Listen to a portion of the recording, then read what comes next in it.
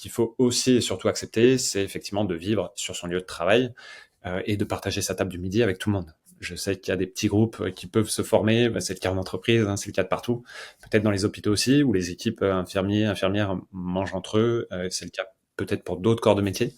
Je connais pas suffisamment l'environnement pour avoir une idée très arrêtée sur le sujet, mais là, on a la possibilité de partager ce repas du midi avec le capitaine, avec des techniciens, etc.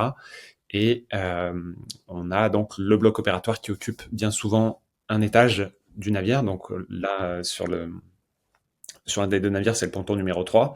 Il faut accepter de vivre effectivement dans les cabines qui sont sur les pontons supérieurs. Donc très peu de temps de déplacement entre la cabine supérieure, là où on dort, et effectivement le lieu de travail, qui est celui qui est proposé par Merci Chips.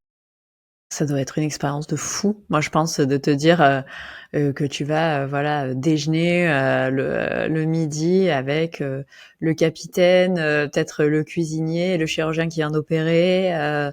Enfin, les échanges, ils doivent être fous parce que tu vois, moi, j'avais pas cette notion de se dire aussi que dans l'équipe, tu peux avoir des personnes qui viennent d'arriver, mais aussi des personnes qui sont là depuis 2, 3, 4 mois. Donc, en fait, l'échange, il doit être incroyable. Ah, C'est complètement. ouais.